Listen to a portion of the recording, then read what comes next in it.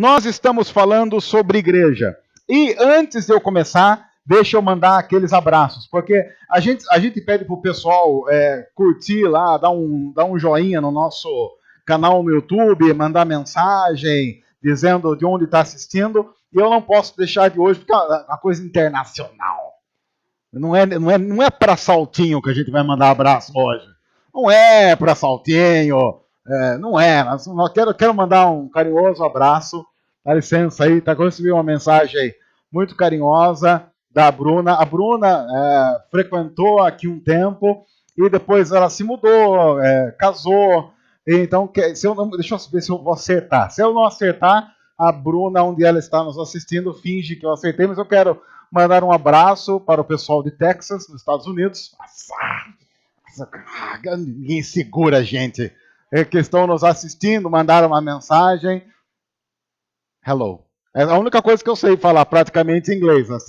A partir daí eu já iria me enrolar. Então, se você está assistindo essa mensagem no nosso canal no YouTube ou está ouvindo pela internet, você faz assim. Manda uma mensagem para a gente dizendo de onde você é. Você deixa aqui o seu like, deixa o seu comentário dizendo onde é. A gente manda um abraço para você. Você fala assim, mas eu não sei onde fazer isso no site porque eu estou ouvindo a mensagem aqui, o áudio. Simples.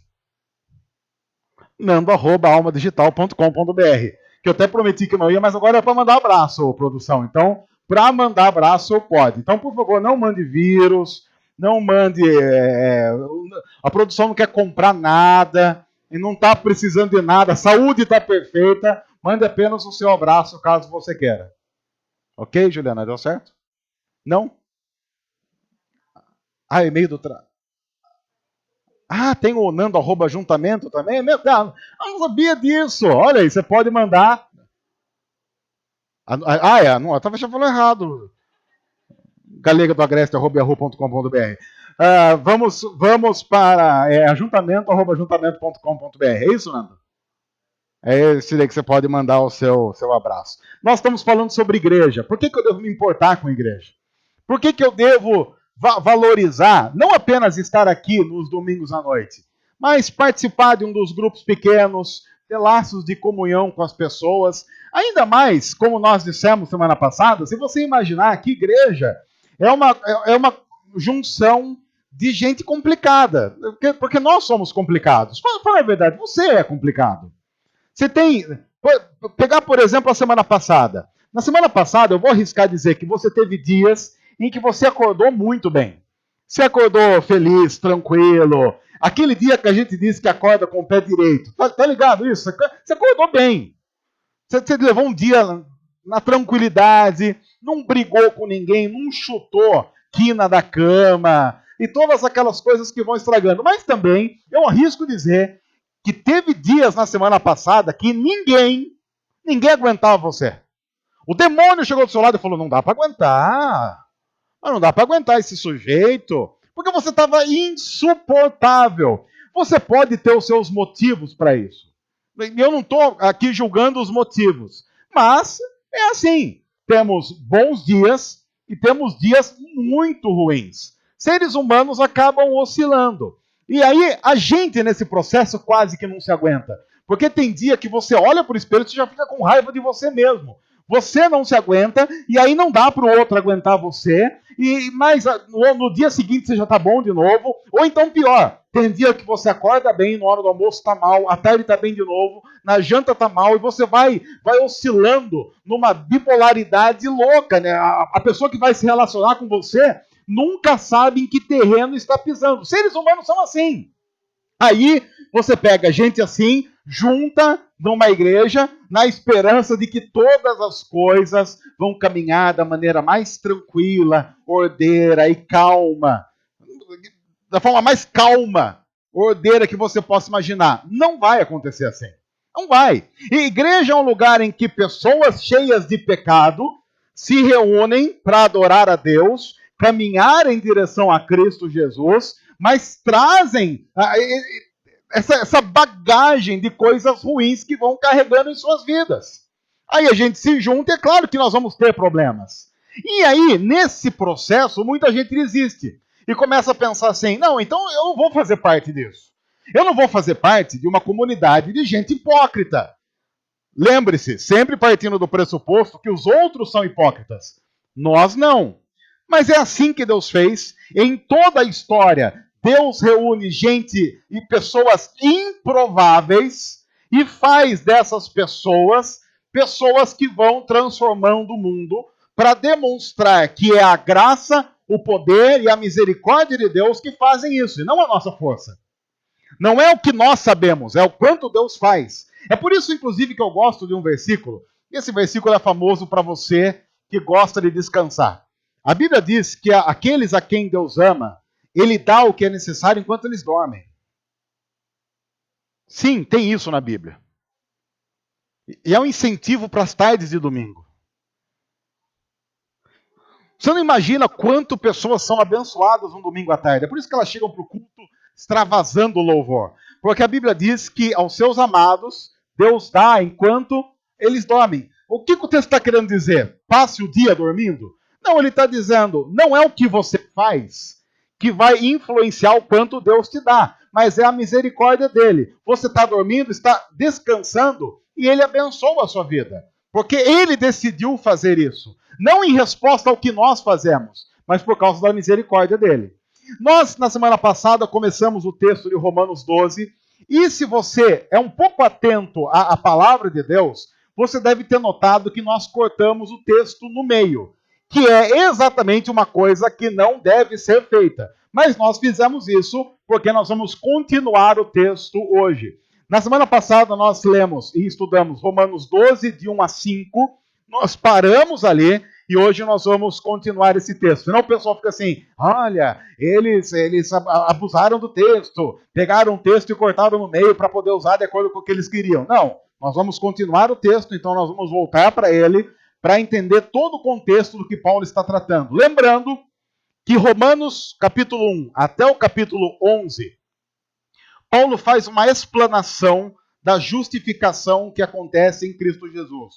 Ou seja, do capítulo 1 a 11 de Romanos, Paulo vai explicar todo o contexto do Evangelho, o que significa o Evangelho, quais são as boas notícias e por que nós carecemos da graça, da misericórdia de Deus, revelada de maneira plena no plano de salvação de Jesus na cruz. Por que era necessário que Jesus morresse na cruz? Por que era necessário que ele ressuscitasse? Então Paulo, desde o começo de Romanos, trata da pecaminosidade humana, mostrando todo ser humano é pecador, todo ser humano tem problemas com Deus, todo ser humano tem desconexão com Deus, e Deus é que resolve o problema do ser humano, enviando o seu Filho Jesus para viver uma vida sem pecado, para ir até a cruz, morrer a morte que era nossa por causa do pecado que gera morte, ressuscita, e quando ele ressuscita, nós ressuscitamos com ele, ganhamos uma nova vida, reconexão, uma nova oportunidade, uma nova história. Então,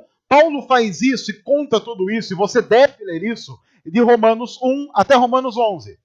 Quando chega o capítulo 12, Paulo então vai falar dos efeitos práticos disso.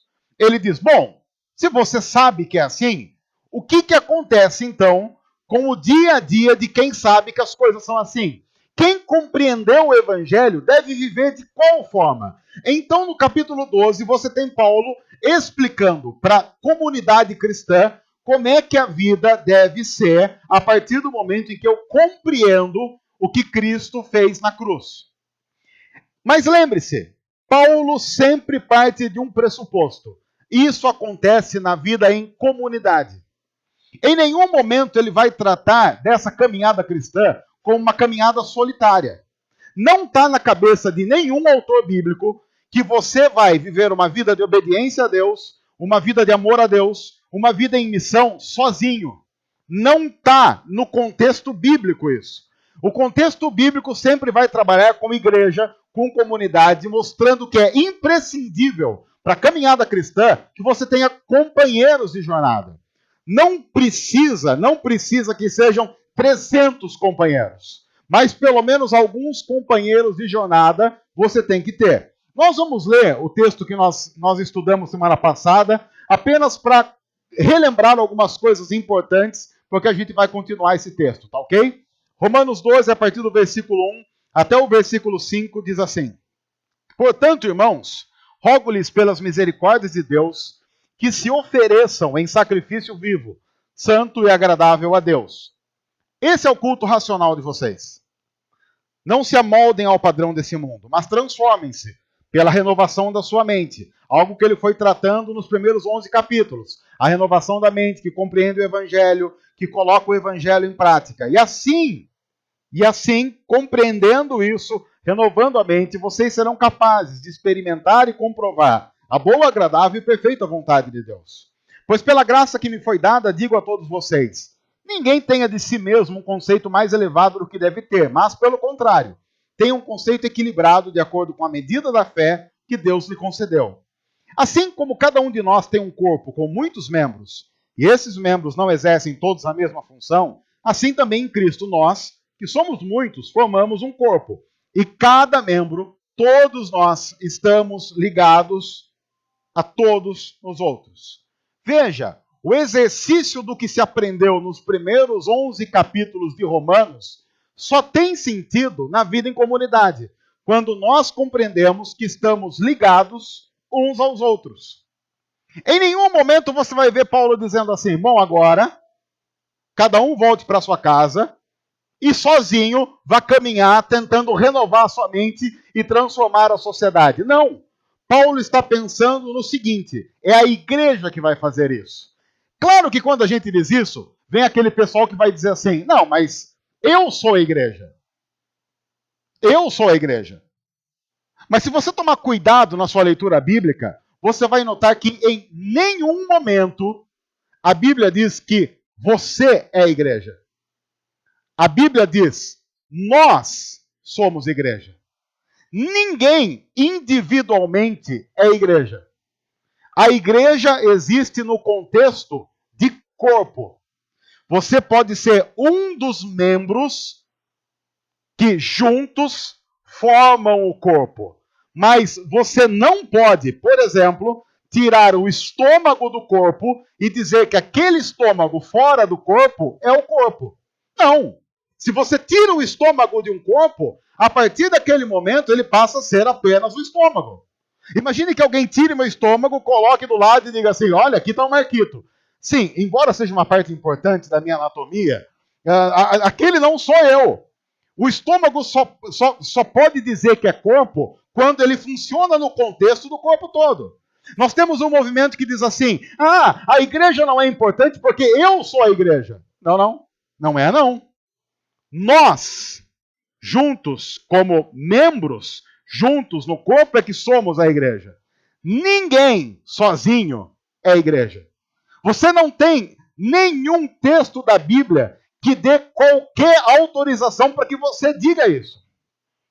Claro que como nós vivemos num mundo individualista, cada vez mais isso vai ficar mais forte. Como algumas pessoas brincam dizendo, é a igreja do eu sozinho. Isso não existe. A não ser que você, sei lá, sofra um acidente, vá para uma ilha deserta, fique lá sozinho, vivendo largado e pelado. Aí tudo bem, porque é a única alternativa. Do contrário, você não foi chamado para isso. Por isso que o texto vai continuar agora, tentando aprofundar essa ideia de que somos membros uns dos outros, eu preciso me importar com a igreja é importante no desenvolvimento da minha fé, da minha maturidade. Nós vamos então aprofundar um pouco esse assunto, continuando o texto, a partir do versículo 6, que diz assim: temos, todos nós, diferentes dons, de acordo com a graça que nos foi dada. Ou seja, Deus deu diferentes dons para cada um de nós. Há pessoas aqui que eu sei que adoram aquele negócio demoníaco chamado... Como é que chama a planilha lá? Até esqueci o nome daquela coisa do demônio. Excel. Tem gente, eu não quero citar nomes, porque poderia até constranger a Marina que está aqui, que adoram o Excel. A pessoa é viciada em Excel. A pessoa não pode ver o Excel, que ela adora aquilo. Qualquer pessoa normal, convertida, sabe que a vida não é assim. Mas há gente que... Eu sei que há outras pessoas que estão pensando assim, mas eu também adoro Excel. Oraremos por vocês no final, nós vamos fazer um apelo, você vem aqui, nós vamos tentar expulsar isso. Mas há pessoas que gostam. Eu odeio aqueles quadradinhos. Eu sei que tem uns retangulinhos também. Eu não consigo entender. E aí o pessoal fala, não, porque você tem que juntar isso com isso, porque isso mais isso vai dar um resultado automático. Aquilo é fácil demais. Aquilo não é fácil demais. Fácil demais é 1 mais 1 igual a 2. Aquilo é fácil. E nós temos, então, diferentes dons. Gente que adora Excel, gente que odeia Excel. Nós fazemos parte de uma comunidade de pessoas que têm essas características. E algumas características influenciam algumas percepções que nós temos a respeito da vida. As pessoas às vezes nos criticam pela internet, ficam xingando a gente, porque eu sou alguém que eu tiro muito sarro dos vegetarianos, por exemplo. E às vezes eu vou para algum lugar, aí o pessoal briga comigo, porque eu tiro sarro de vegetarianos. Mas o que eu falo para as pessoas, que às vezes as pessoas não sabem, é que aqui na igreja, a igreja que eu sou pastor, tem muito vegetariano. E eu já estou sabendo que há pessoas aqui flertando com o veganismo. Estamos de olho. Então, nós vamos começar a fazer o seguinte. Para ser batizado aqui, vai ter que vir aqui comer uma linguiça calabresa. Senão não vai ser batizado. Não vai ser batizado mais. Quer ser batizado? Come essa linguicinha. Vai pegar um alite, uma coisa maravilhosa. Senão não vai ser batizado mais. Aí quando eu falo, churrasco do batismo, verdade. Para fazer, não vai ter que responder nenhuma pergunta do catecismo. Mas vai ter que comer umas picanhas. Mas você come essa picanha aí, irmão, comeu. Bem, tá batizado, já batiza ali já.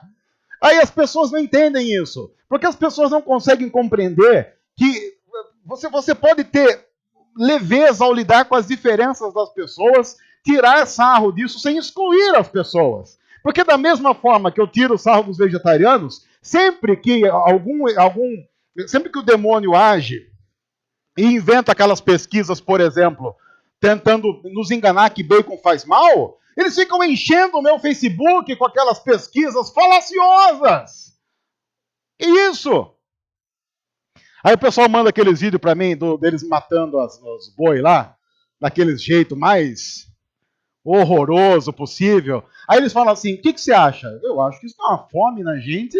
Isso aí dá uma fome, porque você pensa, olha que beleza, quanta carne. Dá uma fome.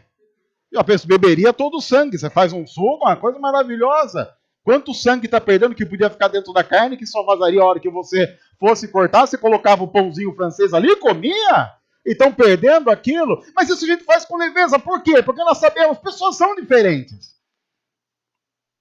O que nos une é infinitamente maior do que essas diferenças.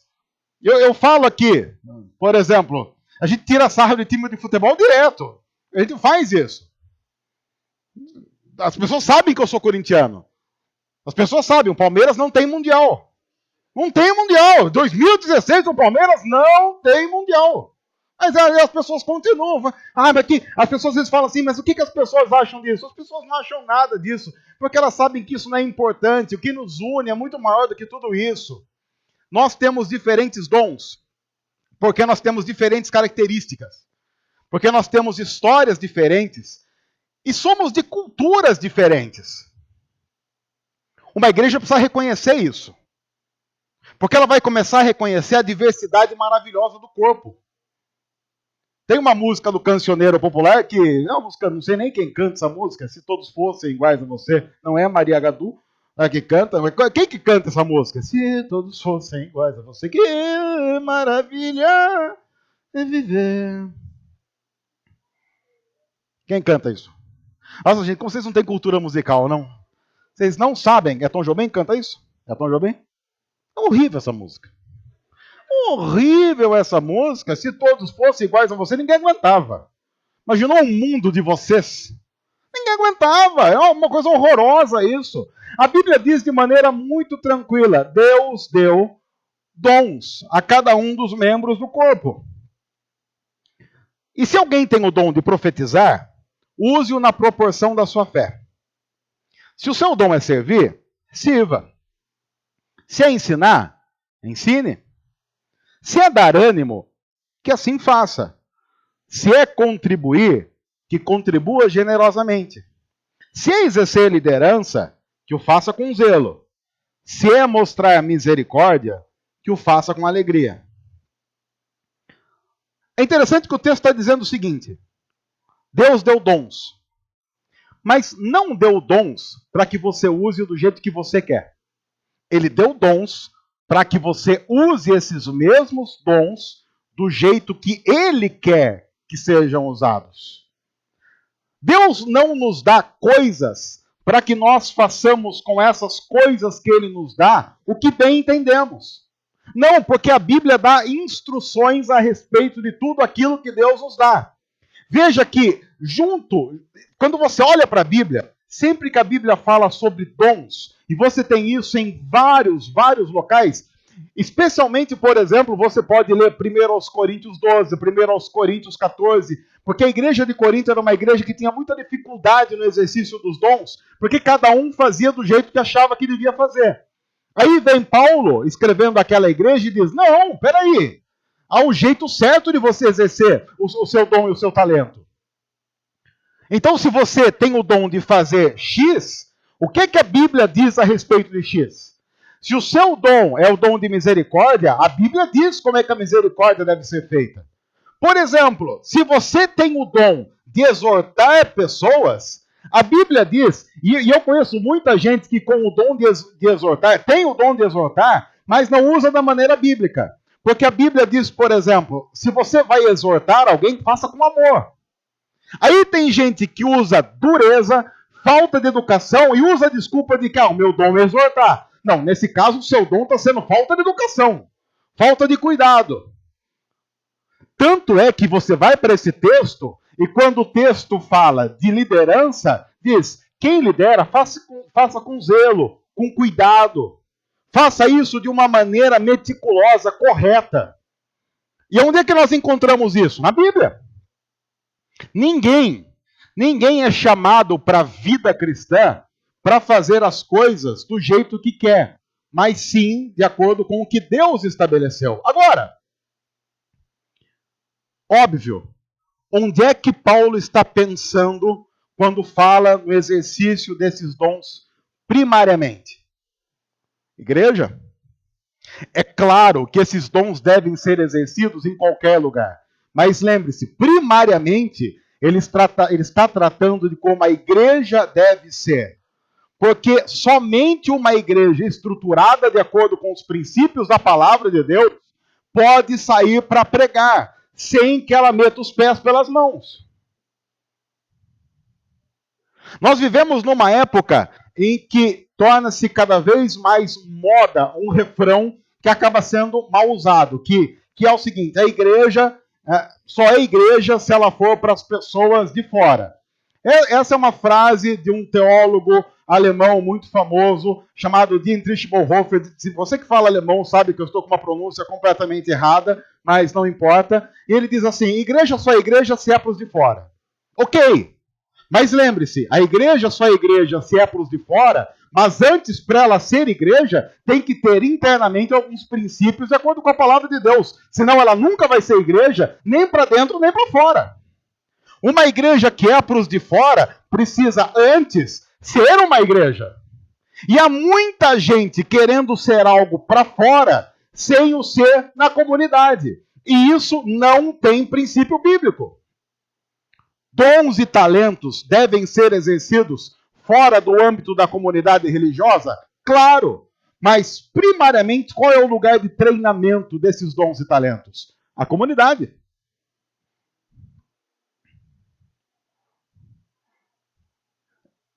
Onde nós estamos, onde nós nos reunimos.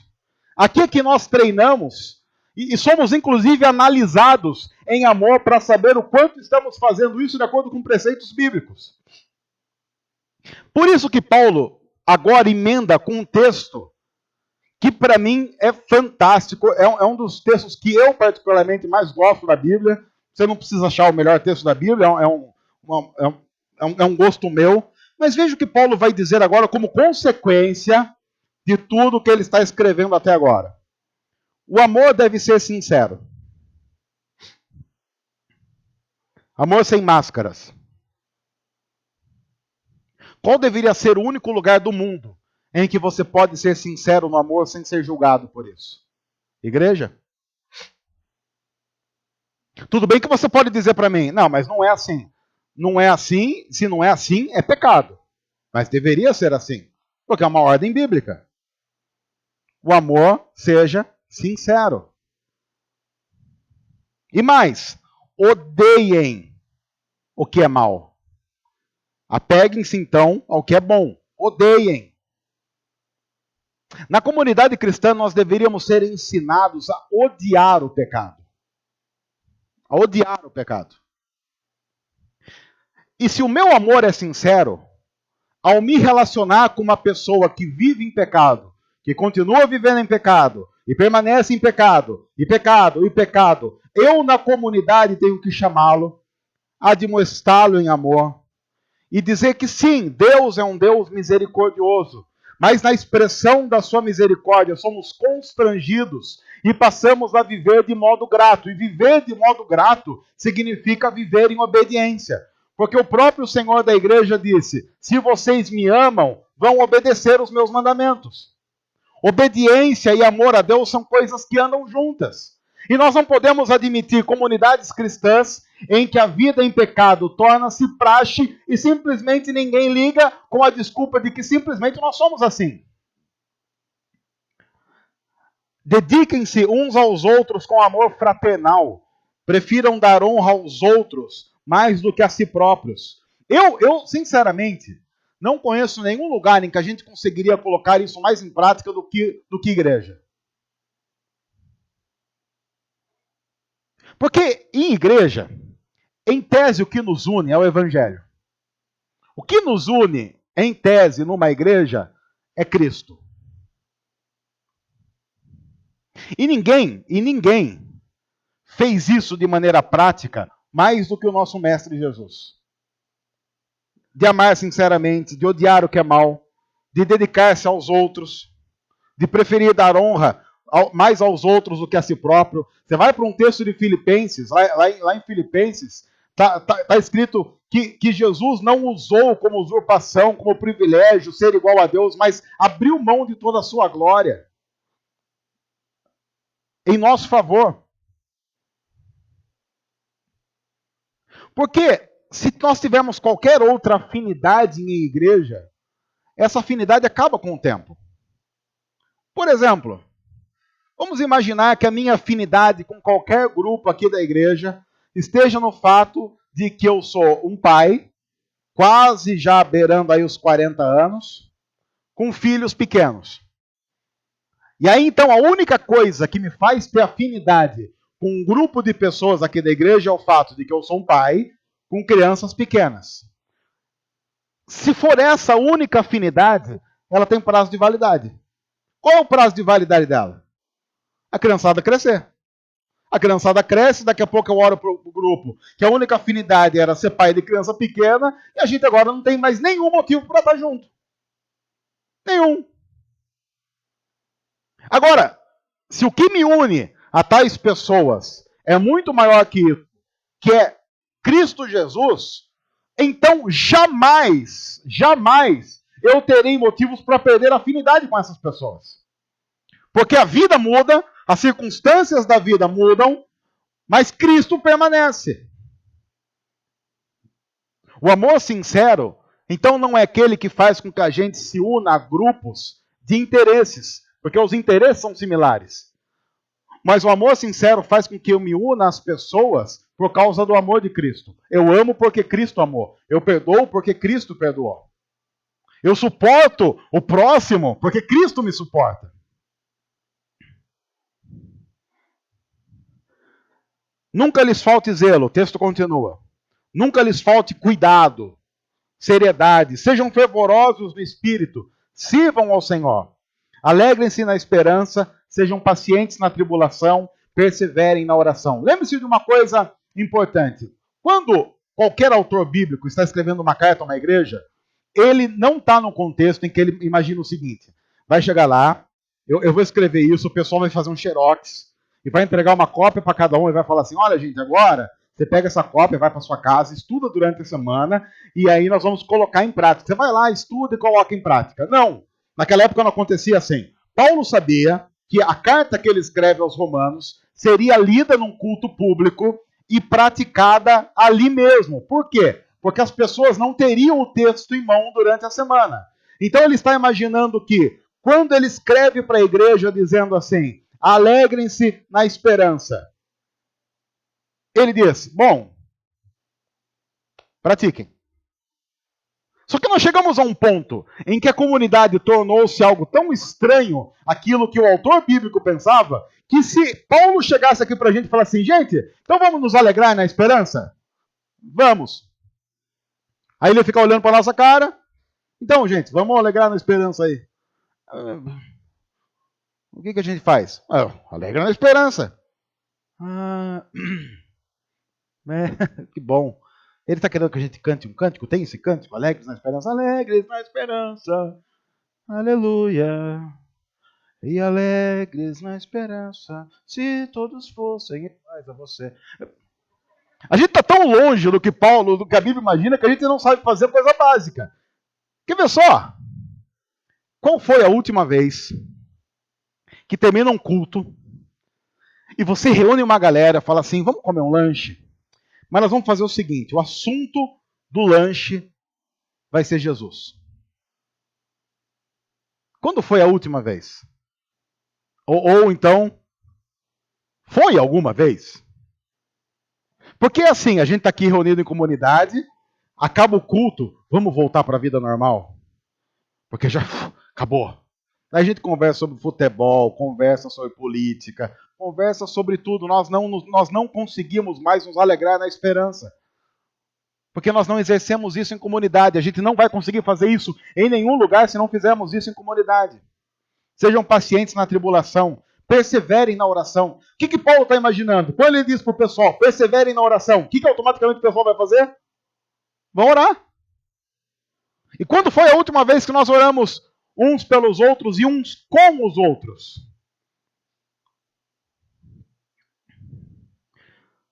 O texto continua. Compartilhem o que vocês têm com os santos em suas necessidades. Pratiquem a hospitalidade. Veja, tá claro na cabeça de Paulo. Comunidade, pessoas juntas, caminhando, pratiquem a hospitalidade. Eu sei que a sua casa provavelmente é pequena. Eu sei que o seu apartamento provavelmente é pequeno. Mas nós não estamos falando de pessoas que querem luxo. Nós estamos falando de pessoas que querem estar com pessoas. E a gente sabe muito bem, os melhores lugares para estar com pessoas não são os lugares luxuosos. Não são. Porque lugares luxuosos nos constrangem. A não ser que você seja Glorinha Calil. Se você não sabe quem é Glorinha Calil, vá procurar no Google. É Glorinha Calil o nome, né? Assessores aí para assuntos de etiqueta. Galega, Glorinha Calil? Não conhece? Glorinha. É uma pessoa mais íntima, já chama de Glorinha mesmo. Desde a infância você chama só de Glorinha, né? É uma coisa, cresceu juntas ali. Rafard, ali, adjacências. Você vai num lugar muito chique, isso acontece, tudo bem, eu consigo entender o contexto, mas você chega assim e fala, qual é o primeiro garfo que usa mesmo? De fora para dentro. Aí você sabe que as pessoas estão de olho. Aí você não pode nem levantar o dedinho para tomar aquele refrigerante. Não fica com o mesmo sabor. Se você não levanta aquele dedinho, parece que acontece alguma coisa no líquido que ele muda de sabor. Você não desce gostoso. Aí você pensa assim, eu estou tomando esse líquido gasoso. E o corpo humano é feito com uma anatomia que se você toma um líquido gasoso, você sabe que uma coisa vai acontecer. Aí você pensa, e agora? E agora? Você dá aquela disfarçadinha, põe os 3 dedos assim. Se você está num outro ambiente, você sabe que você fica mais tranquilo, você já fica mais à vontade. O texto não está falando de pompa. Agora, claro, como nós vivemos numa sociedade que cada vez a imagem é mais importante do que a essência, A gente evita de fazer o que é bíblico porque a imagem não está legal. Mas o coração tem que estar legal. Aí o texto vai entrar numa parte complicada, e a gente está quase encerrando já, mas vai ficar complicado agora. Então esse é o momento que, se você não quer se comprometer, desliga o seu interruptor aí, pense em alguma outra coisa, porque agora o texto complica. Agora é aquele momento em que depois as pessoas vão ficar relativizando. Grupos pequenos, atenção. Esse é o momento que vai começar a gerar discussão no grupo pequeno, para tentar imaginar assim, o que será que ele estava querendo dizer quando disse isso? A gente vai tentar relativizar para não ficar comprometido com a coisa toda. Mas o texto diz assim: abençoe aqueles que os perseguem. E, claro, fui fazer exegese do texto para entender o que Paulo está querendo dizer quando ele diz para abençoar, para você abençoar alguém que o persegue. Ele está dizendo o seguinte, resumindo, na exegese, fazendo uma análise da palavra que ele usa no grego, que é a língua em que o texto foi escrito. Ele está dizendo, abençoe aquele que persegue. Resumindo, é mais ou menos isso. Abençoem e não amaldiçoem. Paulo sabe que essa não vai ser a nossa vontade. Mas lembre-se, Paulo está partindo de um pressuposto, nós dissemos semana passada, que não é o que nós sentimos que vai comandar nossas ações. É o que nós sabemos ser o certo. Cristãos não são guiados por aquilo que sentem. Cristãos são guiados pela palavra. E a palavra geralmente pede para a gente fazer aquilo que é contrário ao nosso sentimento. Alegrem-se com os que se alegram. Aí você fala assim, fácil? Fácil nada. Nós somos seres egoístas. Quando a gente vê alguém alegre, a gente pensa assim, desgraçado, devia ser eu. Pense no seu vizinho ganhando na Mega Sena. A raiva que daria. Aquele desgraçado some, uma quinta de manhã, ou na quarta, porque o teu sorteio da Mega é na quarta, né? Não que eu jogue, né? Porque saber. Some, aquela desgraça. Você começa a ver foto dele no Facebook em Milão. Aí você vai olhar e fala assim, ah, que bom, que bênção, né? Feliz pelo meu vizinho festa desgraçado. Não deixou nem uma nota de 100. Não deixou nem uma nota de 100 no negócio do correio lá. Desgraça, não merecia. Chorem com os que choram. Eu não. Tá chorando porque mereceu. Quem planta, colhe. Tenham a mesma atitude uns com os outros. Não sejam orgulhosos, mas estejam dispostos a associar-se a pessoas de posição inferior. Não sejam sábios aos seus próprios olhos. Notou? O que nos junta em comunidade não são gostos pessoais. É o Evangelho. Não sejam sábios aos seus próprios olhos. Se você ora 1 hora por dia, muito que bom, parabéns. Isso não faz de você melhor ou mais justo de quem nunca ora. E é por isso que você se relaciona com quem for. Se você canta bem, você dá uma voz bonita, que bom, parabéns. Mas você é convidado para, inclusive, se relacionar com aqueles que desafinam nas palmas. Não sei se você notou. Tem um pessoal que é tão desafinado que eles desafinam nas palmas. Eles não conseguem. Quer ver só? Você deve conhecer alguém assim. Vamos marcar um tempo aí só para... Você conhece alguém assim? Vamos marcar um tempo. Vamos lá. Vai, todo mundo. Aí a pessoa fica assim.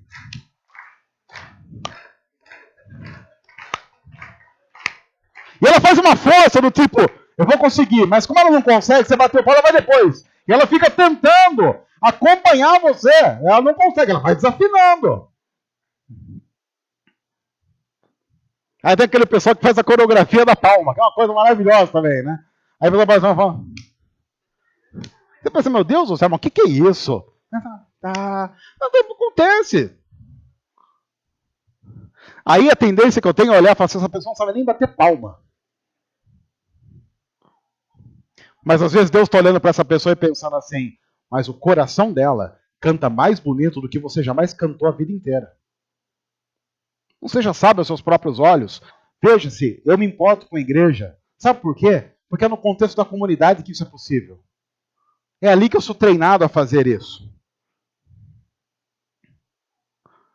O texto continua. Não retribuam a ninguém mal por mal. Procurem fazer o que é correto aos olhos de todos. Façam tudo possível para viver em paz com todos. Façam tudo o possível para viver em paz com todos. Paulo não está falando para você fazer o impossível para viver em paz com todos. Ou seja, não venda princípios para fazer isso. Paulo diz, faça o possível, não faça o impossível. Não venda princípios. Não abra mão daquilo que a Bíblia diz que não devemos abrir mão. Viva em paz com todos enquanto isso é possível. Porque Paulo sabe, há momentos em que não é possível e há momentos de confronto. E uma igreja precisa disso para ser saudável. Amados, nunca procurem vingar-se. O nunca, aqui no caso, significa nunca mesmo. É nunca também. Tá no original lá. Eu também discordo, quero até dizer. Se eu tivesse do lado de Paulo ele escrevendo isso, eu ia falar, Paulo, coloca ali assim, só de vez em quando, dependendo de quem for, mas ele colocou nunca. Mas deixem com Deus a ira, pois está escrito, minha é a vingança, eu retribuirei, diz o Senhor. O problema é que Deus, geralmente, não atende a nossa agenda de retribuição, porque eu quero que ele retribua logo, às vezes demora. Às vezes pode ser que ele esteja falando só no pós-morte aqui. Aí tem gente que fala assim, ai, Marquito, a gente vai ver o inferno? Como assim? Assim, do céu a gente vai ver o inferno? Fico pensando, mas eu nem sei se a desgraça vai para o céu. A desgraça está partindo do pressuposto que vai para o céu, mas não está errado, não sei. Mas tudo bem, vamos aceitar que vai, né?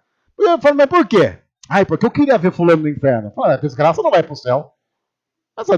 Agora, eu fico indignado quando a pessoa fala isso, eu penso, mas não é interessante esse pensamento? Porque dependendo de quem for, eu também queria estar no céu dando tchauzinho. Tchau, não falei. Você não queria? Não é, mas não é o que a Bíblia diz. Pelo contrário,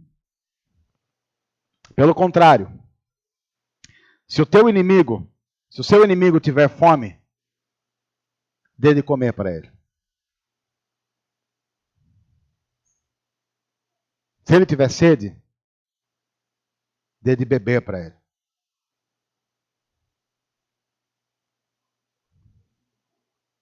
Fazendo isso, você amontoará brasas vivas sobre a cabeça dele. É uma forma que Paulo está dizendo, numa outra linguagem que ele está dizendo. Fazendo isso, você vai abençoar a vida dele.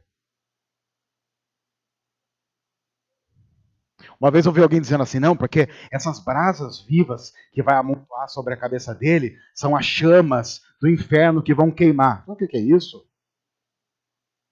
Não é, a Bíblia está dizendo, você vai abençoar quem persegue você. E se ele tiver fome, você vai dar de comer para ele. Se ele tiver sede, você vai dar de beber para ele. Por quê? Porque na comunidade cristã nós somos chamados a fazer como Cristo fez. E não como dá vontade de fazer. Na comunidade cristã é que nós treinamos isso.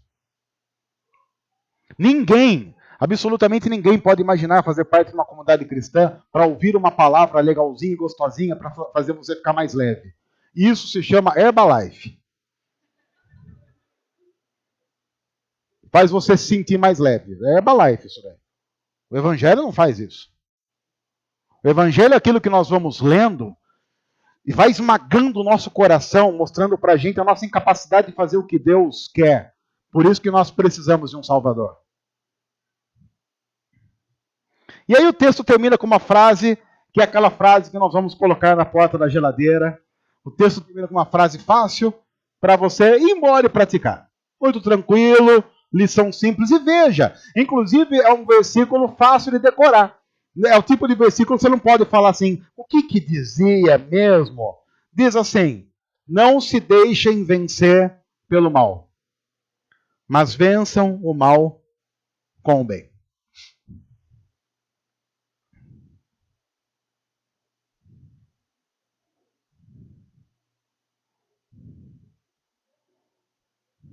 Eu me importo com a igreja, porque eu não consigo imaginar nenhum local em que o treinamento para essas coisas pode acontecer de maneira mais plena?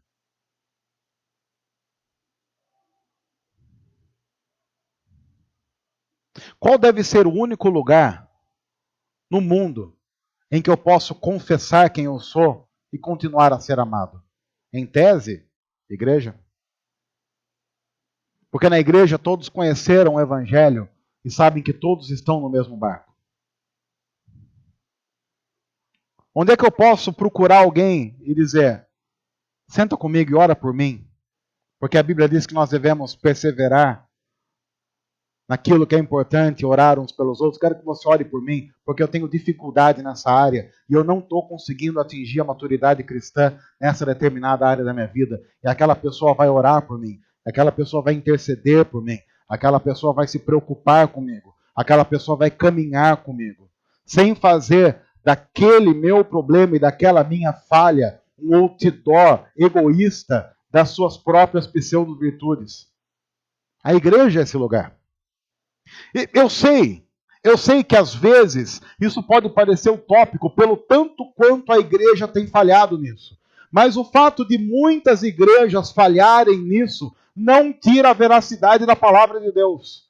O fato de muita gente tropeçar e cair no caminho não tira do caminho a veracidade. O caminho existe, é real, é verdadeiro, é possível. E aí o texto termina de uma maneira muito simples: não se deixem vencer pelo mal, mas vençam o mal com o bem. Vençam o mal com o bem. Façam isso em comunidade, exercitem isso em comunidade, se portem com a igreja. Igreja quase que pode funcionar como porto seguro da minha vida, da minha alma, onde eu encontro pessoas com quem eu posso rir, que eu posso chorar, como o texto diz. Eu vou chorar com os que choram, eu vou me alegrar com os que se alegram. E saber que isso é verdadeiro, é terapêutico. Comunidade de gente que se encontrou perdida, que foi encontrada por Cristo, com gente na mesma situação e que caminham em direção ao Cordeiro de Deus. E que amam a igreja por causa disso. Não porque ela é perfeita, mas porque ela é real. Eu já disse isso algumas vezes, disse isso em alguns lugares, mas eu gosto de repetir que a igreja ela precisa parecer menos com um local de alto treinamento para atletas de ponta e mais com um bar. Você já participou? Você entrou num centro de treinamento para atletas de ponta? Talvez você nunca tenha entrado, mas pode ser uma academia. Alguém aqui já entrou numa academia? Entraram. Aqui temos donos de academia aqui, desculpa até dizer isso, mas academia é um local opressor. É opressor. Porque você entra numa academia, você dá de cara com quem? Com alguém magro, musculoso, fazendo supino, com 50 quilos de cada lado para aquecer.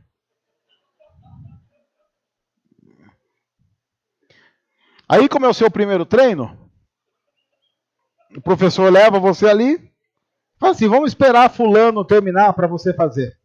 Aí você fala: tudo bem. E você está ali do lado, esperando o cara terminar o supino. Daí ele já colocou 70 na segunda série, 80 de cada lado na terceira, fez 10 movimentos, saiu de lá e foi para uma outra máquina para continuar treinando o mesmo músculo. Aí o professor fala: agora chegou a sua vez. Você pensa: agora chegou a minha vez. Você deita ali, o que ele faz?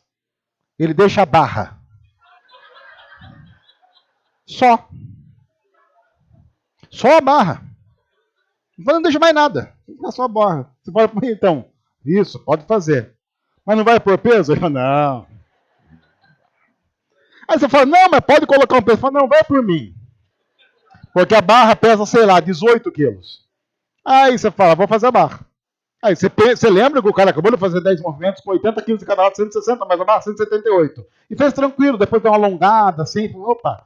Aí você vai, faz com a barra. Quando chega no quinto movimento, você vai pensando: Senhor, que Nossa Senhora dos Evangélicos nos ajude. Porque você já tá tremendo tudo, tá tremendo tudo. Tudo tá tremendo. Você começa a sentir, depois ele fala, você vai sentir o ácido lático, desgraçado ácido lático. Diz que eu odeio o ácido lático, ele começa a queimar tudo. Aí ele fala assim, vamos fazer 3 séries. Eu falo, não, vamos fazer só com o braço, a próxima? A gente faz sempre, ainda faz só com o braço, tira a barra. Aí você faz aquilo, aí você já sente que inchou. Aí você fala, meu Deus, eu tô forte. Não, você tá doente. Aquilo vai tá inflamando. Você sabe, por exemplo, que você vai chegar em casa, você vai tomar um banho. A hora que você vai fazer assim para lavar a cabeça, você já faz assim, você faz assim. Aí você fala, e agora o outro? Aí você encosta na parede e vai subindo até chegar aqui. Porque daí para descer, todo santo ajuda. Mas para subir, aí você deita na cama, você sente. Você toma 6 Dorflex. No dia seguinte, você não consegue fazer assim para alguém bonito, hein? Porque você não consegue fazer isso aqui. Você não põe a mão aqui. Você faz assim bonito, hein? Aí a pessoa fala, nossa, você está andando assim porque você está forte. Não. Você vai treinar bíceps, você não consegue esticar o braço. Não é, gente. E aí a pessoa fala assim, volte amanhã. Você fala, amanhã eu não vou estar nem vivo. Nem vivo eu vou estar amanhã. É verdade. Você vai treinar a perna. Gente, você vai treinar a perna. Você sai andando assim, né, disfarçando. E aí a desgraça da academia, você acabou de treinar a perna, o que ela tem para você sair? Uma escada. Aí você pensa, não vai dar. Vou ficar aqui, já fico aqui, vou ter que vir amanhã mesmo. Já fico aqui. Eu tenho a impressão de que algumas igrejas são assim, a pessoa entra e ela fala assim, dancei. Porque para eu chegar no nível desse pessoal, esse pessoal é tão santo, mas tão santo, que eu vou ter que treinar uns 2, 3 anos para poder entrar nessa desgraça.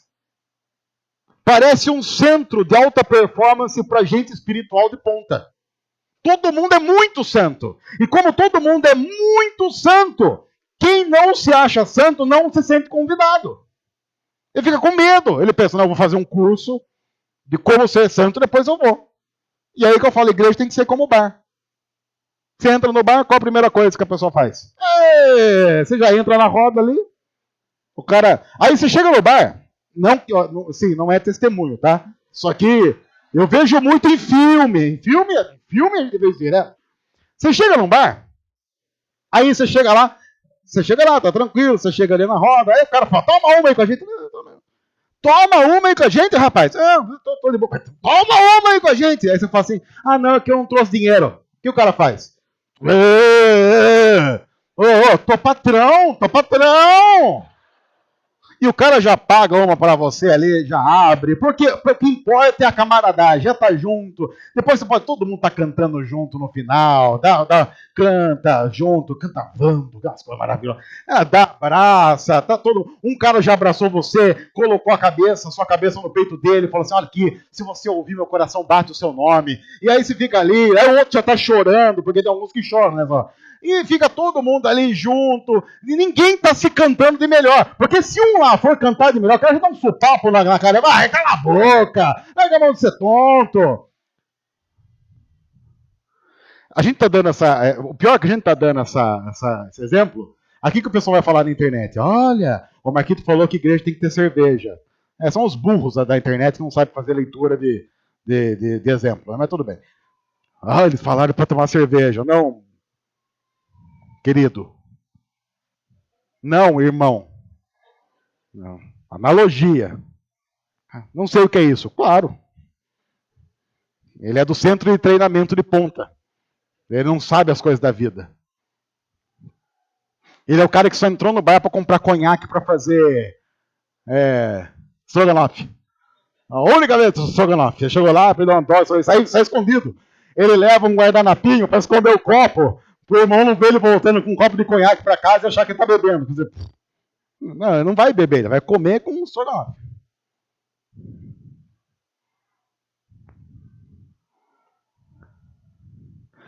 Eu acho que a gente está parecendo mais com bar do que com academia.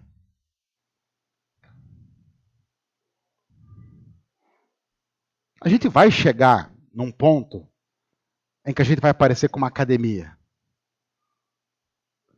Mas isso só vai acontecer quando o dono da academia voltar.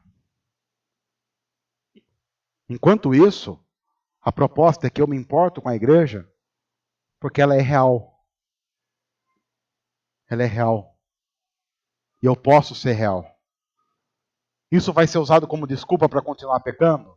Não, porque o próprio texto diz que nós odiamos o que é mal. Nós odiamos o que é mal. Mas reconhecemos o quanto esse mal ainda, infelizmente, faz parte da nossa vida. Mas nós odiamos o que é mal. E por isso, vamos nos ajudando para que a cada dia, e um pouco mais, estejamos próximos da cruz. Eu me importo com a igreja. Porque é nesse ambiente, mais do que qualquer outros, que isso pode acontecer e deve acontecer. E que Deus os abençoe para isso. Senhor, ajuda-nos a ser igreja de acordo com a tua vontade. Ajuda-nos a sermos igreja não de acordo com as expectativas que nós temos sobre a igreja, nem qualquer expectativa imposta sobre nós, por qualquer um que seja. Ajuda-nos a olhar para a tua palavra, reconhecer a tua palavra e viver de acordo com ela, e ser igreja de acordo com ela. Para a glória do Senhor, para a manifestação do teu reino. Em nome de Jesus. Amém.